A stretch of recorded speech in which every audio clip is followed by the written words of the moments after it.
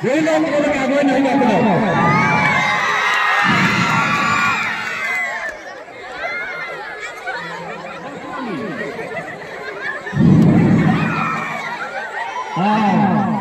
বয়স বেছি হৈছে তো তথাপি কিমান লৰঞ্চ হৈছে এজনে আনজনে মেলি পেলাই নাথাকে। বয়সৰ দণ্ড তথাপি দৈনিকে কিমান সহায় কৰি আছে।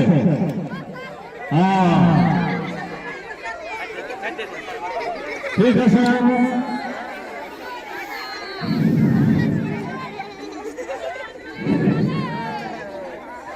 কি নাম?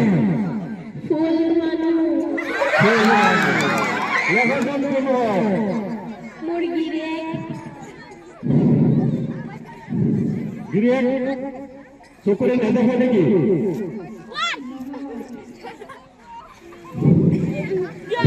কিমান বছৰ? 60 বছৰ। এইটো তোমালোকৰ বয়স 90 বছৰ হৈছে। বয়স কিমান? 90 বছৰ। সেইকাৰণে কথা দেখি গৈছে তথাপি হাজবেণ্ড ধুনীয়া একেলগে আছে। ল'ৰা ছোৱালী আছে নাই? দুটা ল'ৰা। বিয়া বাৰু কৰাইছা?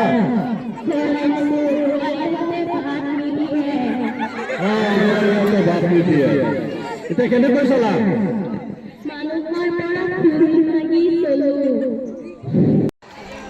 পোনপ্ৰথমে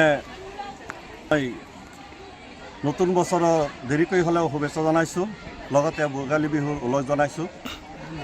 আজি আমাৰ দিনজোৰা কাৰ্যসূচীৰে আমাৰ বিদ্যালয়ৰ প্ৰধান শিক্ষয়িত্ৰী তথা সমূহ শিক্ষক শিক্ষয়িত্ৰীসকলৰ সহযোগত ভোগালী মেলা ৰাতিপুৱা 9 বজাৰ পৰা 11 বজালৈ ভোগালী মেলা চলিছে। তাত আমাৰ ছাত্ৰ ছাত্ৰীসকলে বিভিন্ন ধৰণৰ লাড়ু, পিঠা, দৈ, ক্ষীৰ, বিভিন্ন শাক পাচলি, ঘৰত উৎপাদিত বস্তুবিলাক আনি ধুনীয়াকৈ বিপণীসমূহ সজাই তুলিছে। আৰু সেই বিপণীসমূহত দেখা গৈছে ছাত্ৰ ছাত্ৰীসকলৰ যথেষ্ট উৎসাহ, অনুপ্ৰেৰণা আৰু আমাৰ গ্ৰাহক হিচাপে ছাৰ বাইদেউসকল আৰু ছাত্ৰ ছাত্ৰীসকলে বস্তু কিনিছে উচিত মূল্যত।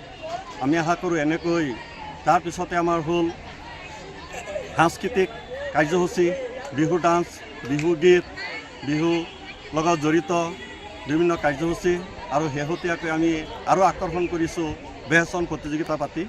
বেহচন প্ৰতিযোগিতা আমাৰ বহুত ছাত্ৰ ছাত্ৰীয়ে অংশগ্ৰহণ কৰিছে, বিভিন্ন প্ৰতিযোগী হৈছে। তাৰ সংগতি ৰাখি আমি আশা কৰোঁ প্ৰত্যেক বছৰে যদি আমি এনেকৈ ভোগালী বিহুবিলাক যদি পালন কৰি যাওঁ, আমাৰ ল'ৰা ছোৱালী বিহু সম্পৰ্কে, অসমীয়া কলা কৃষ্টি সম্পৰ্কে যথেষ্ট সম্যক জ্ঞান লাভ কৰিব। ধন্যবাদ।